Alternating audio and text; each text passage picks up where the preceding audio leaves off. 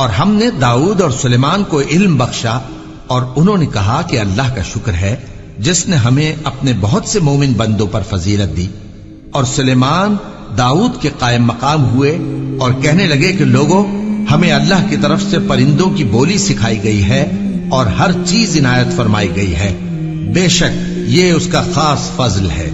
اور سلیمان کے لیے جنوں اور انسانوں اور پرندوں کے لشکر جمع کیے گئے اور پھر ان کی جماعتیں بنائی گئیں، یہاں تک کہ جب چیونٹیوں کے میدان میں پہنچے تو ایک چیونٹی نے کہا کہ چیونٹیوں، اپنے اپنے بلوں میں داخل ہو جاؤ، ایسا نہ ہو کہ سلیمان اور اس کے لشکر تم کو کچل ڈالیں اور ان کو خبر بھی نہ ہو۔ تو وہ اس کی بات سے ہنس پڑے اور کہنے لگے کہ اے پروردگار، مجھے توفیق عنایت کر کہ جو احسان تو نے مجھ پر اور میرے ماں باپ پر کیے ہیں ان کا شکر کروں اور ایسے نیک کام کروں کہ تو ان سے خوش ہو جائے، اور مجھے اپنی رحمت سے اپنے نیک بندوں میں داخل فرما۔ اور جب انہوں نے پرندوں کا جائزہ لیا تو کہنے لگے، کیا سبب ہے مجھے ہدہد نظر نہیں آتا؟ کیا کہیں غائب ہو گیا ہے؟ میں اسے سخت سزا دوں گا یا ذبح کر ڈالوں گا یا میرے سامنے اپنی بے قصوری کی واضح دلیل پیش کرے۔ ابھی تھوڑی ہی دیر ہوئی تھی کہ ہدہد آ موجود ہوا اور کہنے لگا کہ مجھے ایک ایسی چیز معلوم ہوئی ہے جس کی آپ کو خبر نہیں، اور میں آپ کے پاس ملک سبا سے ایک یقینی خبر لے کر آیا ہوں۔ میں نے ایک عورت دیکھی کہ ان لوگوں پر حکومت کرتی ہے اور ہر چیز اسے میسر ہے، اور اس کا ایک شاندار تخت ہے۔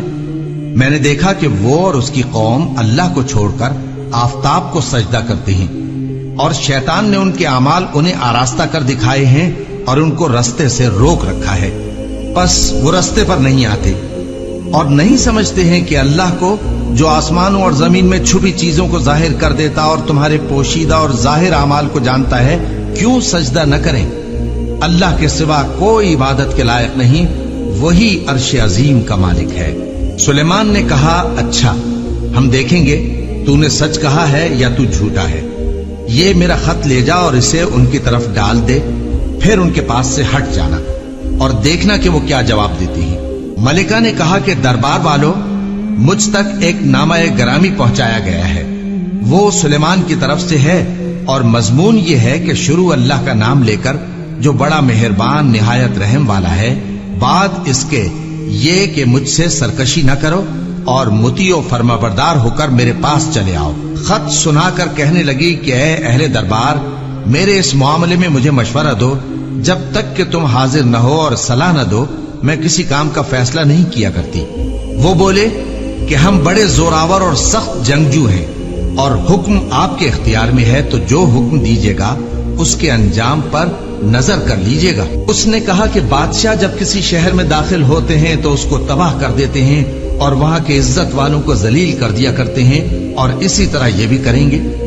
اور میں ان کی طرف کچھ تحفہ بھیجتی ہوں اور دیکھتی ہوں کہ قاصد کیا جواب لاتے ہیں۔ پس جب قاصد سلیمان کے پاس پہنچا تو سلیمان نے کہا، کیا تم مجھے مال سے مدد دینا چاہتے ہو؟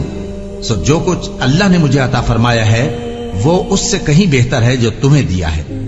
حقیقت یہ ہے کہ اپنے تحفے سے تم ہی خوش ہوتے ہوگے۔ ان کے پاس واپس جاؤ، اب ہم ان پر ایسے لشکر لے کر حملہ کریں گے جن کے مقابلے کی ان میں طاقت نہ ہوگی، اور ان کو وہاں سے بے عزت کر کے نکال دیں گے اور وہ ذلیل ہوں گے۔ سلیمان نے کہا کہ اے دربار والو، کوئی تم میں ایسا ہے کہ قبل اس کے کہ وہ لوگ فرما بردار ہو کر ہمارے پاس آئیں، ملکہ کا تخت میرے پاس لے آئے؟ جنات میں سے ایک قوی ہیکل جن نے کہا کہ قبل اس کے کہ آپ اپنی جگہ سے اٹھیں میں اس کو آپ کے پاس لا حاضر کرتا ہوں، اور مجھے اس پر قدرت بھی حاصل ہے اور امانت دار بھی ہوں۔ ایک شخص جس کو کتاب الہی کا علم تھا کہنے لگا کہ میں آپ کی آنکھ کے جھپکنے سے پہلے پہلے اسے آپ کے پاس حاضر کیے دیتا ہوں۔ جب سلیمان نے تخت کو اپنے پاس رکھا ہوا دیکھا تو کہا کہ یہ میرے پروردگار کا فضل ہے تاکہ مجھے آزمائے کہ میں شکر کرتا ہوں یا کفران نعمت کرتا ہوں، اور جو شکر کرتا ہے تو اپنے ہی فائدے کے لیے شکر کرتا ہے،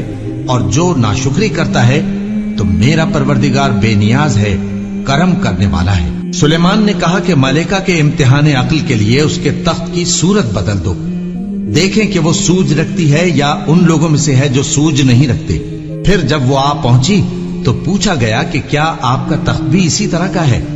اس نے کہا کہ یہ تو گویا ہو بہو وہی ہے، اور ہم کو اس سے پہلے ہی سلیمان کی عظمت و شان کا علم ہو گیا تھا اور ہم فرما بردار ہیں۔